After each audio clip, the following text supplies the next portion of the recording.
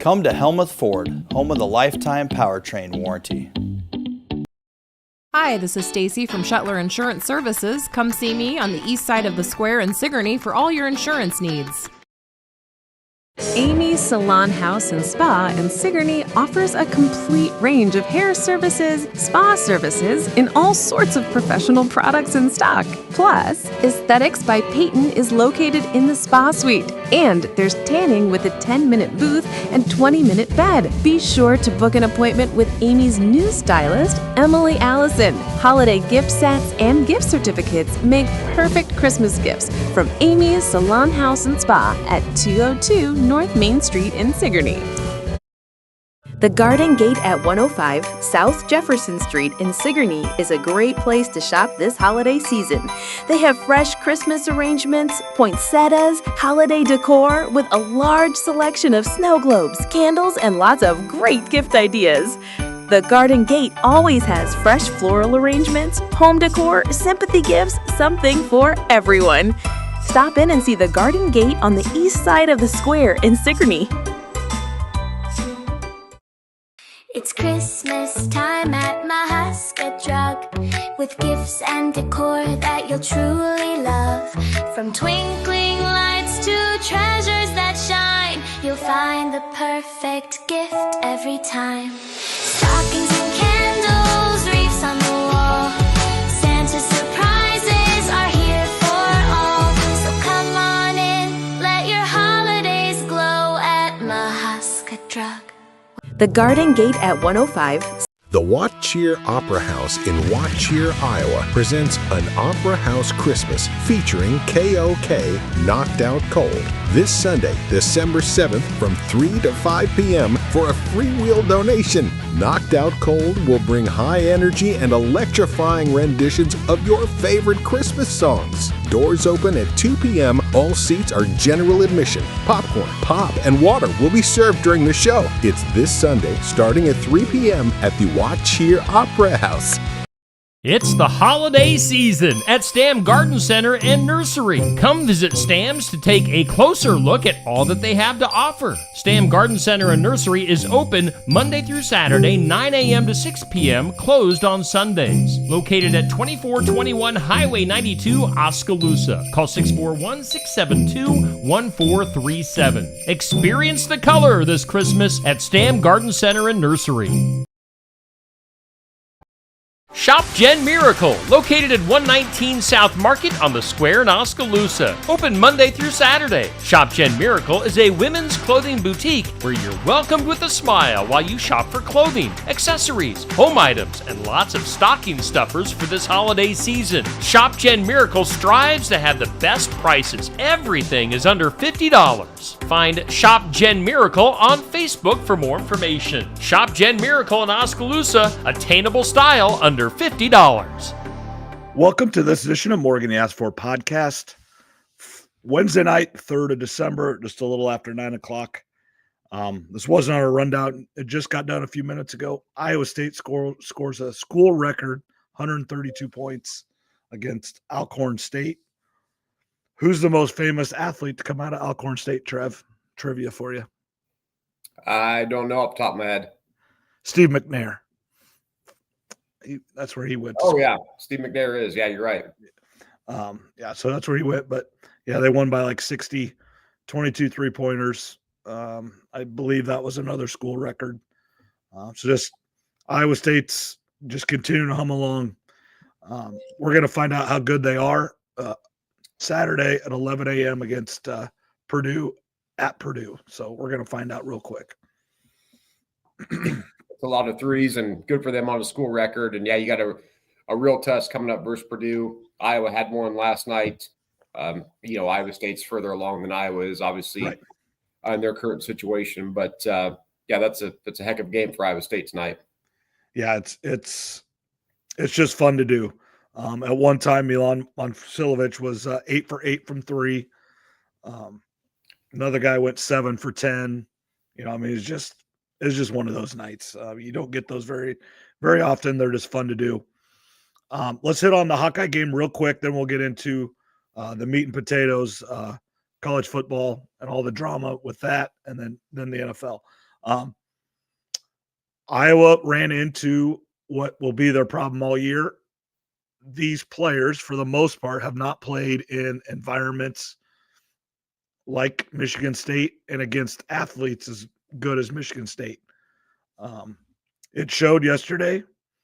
Now, I think by the time, March rolls around, Coach McCollum will figure out some things and the players will figure out some things. But it showed yesterday that they've been a Division II team and a Missouri Valley team, and they haven't played to this level of competition very often. Now, when they played Texas Tech last year in the tournament, that was a big environment, big time team, but it was a neutral court. And Michigan State and Tom Izzo is a different animal than Texas Tech in a tournament. I don't care what anybody says. Izzo wanted to show Coach McCollum that it's his league and it's his place, and he did that. And the Hawks will be better for it, but they were shown yesterday what Big Ten basketball is all about.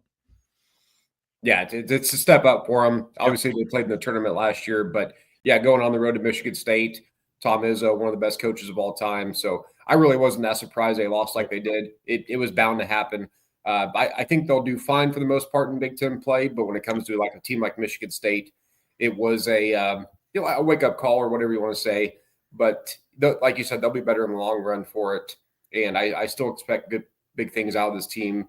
Hopefully make the NCAA tournament. But I really wasn't surprised. It was their first real big test on the road and one of the toughest environments out there. So no surprise that they lost, especially by the margin that they did too. No, and it was there were 10 fouls in like the first 10 minutes. It was like, I think it was 10-9. Iowa might even have been ahead, or it was right about that score. And then Michigan State went on a 17-1 run, and it was over. But yeah, like you said, not a surprise. They needed it, and they'll learn from it and be better for it. Let's get to, let's start with the Lane Kiffin drama. And I might be weird, but I am just intrigued so much by the coaching carousel and just all the drama that ensues with it. Just today, another, Chris Kleiman at Kansas State retires. Colin Klein, Kansas State quarterback, comes back. Brian Hartline goes to South Florida. I think the rumor was that Klein was going to go to South Florida, and Kansas State caught wind of that and said, Kleiman, you're out, because they knew they could get Colin Klein now. But if Klein gets to South Florida and he has a year or two where he goes 10-2 and 11-1, gets to a playoff, he can name his job. It's not Kansas State. So Kansas State said, Kleiman, you're retiring. I don't care what anybody says. That's what happened. And then the surprising one is Hartline going to South Florida. Now, I think it's a good job. He's going to go there, and he's going to go 10-2 or 11-1, and he's going to be able to name his job. But I thought Penn State would go after him. Now, what this entails is I think Penn State has their guy. They just haven't announced it yet. So I think it's between two guys, or at least these are the front runners. Now, I do think the BYU coach was in play. It came out yesterday and then stayed at BYU. But I think it's Brian Daboll or it's Manny Diaz. Manny Diaz was a D coordinator under Franklin for a while. Went to Duke. Duke's playing in the championship game on Saturday. So his season is not over yet. So I think that's why it hasn't been announced. And then obviously Daboll, little surprised if they're going after him or if he's their guy, that they haven't announced it yet, but there might be something with the NFL contract where he can't yet. I don't know that. Or maybe they do want to wait for Manny. Manny Diaz has said, wait till I'm done, and they're okay with that. But it is surprising that Penn State hasn't announced their guy yet. But depending on who they get, I will understand it. But it's completely fascinating. I love reading about it. And then let's get to Kiffin. Kiffin cannot get out of his own way. I think we talked about it a few weeks ago, his documentary, how he's a changed person. He loves Ole Miss. It's the best 6 years of his life. And then he burns it all down in 24 hours. Well, there's a lot to go in with Lane Kiffin. There's a lot of different directions we can go to. I think first and foremost, everybody's talked about this. The calendar's messed up, but let's go before the calendar though. Ole Miss, when they hired Lane Kiffin, they had to know this was a possibility. So when you get in bed with a guy like Lane Kiffin, you have to know if he succeeds here, he's going to move on to bigger and better things. Even though you don't want to admit that, in the back of your minds, you have to have realistic conversations. Lane, this is the type of guy he is. Nothing's really changed. Some things he's changed in his life, but at the end of the day, he's going to do what's best for him, which I don't necessarily disagree with. The calendar is really the biggest problem. Yep. And no guidelines in college football. And we've talked about that for a couple of years with NIL, transfer portal, all this type of stuff doesn't go on in the NFL. There's a time and a place for it where these discussions can happen and transactions can be made, coaching and players. So Lane is Lane. Ole Miss knew it when they got in bed with him. It sucks for the players, but I don't necessarily feel as bad for the players as I would have 10 years ago because a lot they're of getting paid now. Yep. So it's ugly, but college football is ugly all around in many different areas. So absolutely. I 100% agree.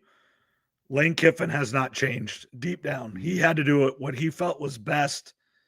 And it can only happen in college football where you're in the playoff with a team that has a chance to win the national championship, but you're going to leave before it's over to go to a different place in the same conference. One besides Mississippi State, probably your next biggest rival, because you think you have a better chance to win the national championship, but not this year. I mean, that's just crazy to think about. But deep down, 98% of coaches would have made that move. There are many people that consider Alabama or LSU is the best job in the entire country. So him making the move from Ole Miss to LSU is not the problem. I don't think anybody blames him for that. Calendar sucks. And then he tried to, he wanted to coach Ole Miss through the playoff. And Ole Miss told him to take a hike. Now, LSU said, okay, that's fine. We'll pay you anyway. Did you hear this? They are going to pay him the bonuses that he would have got if he kept coaching Ole Miss and they kept winning. So if Ole Miss wins the national championship, LSU is going to pay Lane Kiffin an extra $1 million because that was a bonus he would have got from Ole Miss. That is hilarious to me. I did hear that. And, for him to want to stay coaching, in a perfect world, that's what you do. But if you're Ole Miss, you have to let him go. I mean, you cannot do it. Yeah, you can't get dumped and then say, okay, we'll stay together for a few more weeks, just to make it through this period of time. So in a perfect world, yes, you would like to let him stay and coach the players. And it's a fairy tale movie like we talk about in here all the time. But you can't do that if you're Ole Miss. It's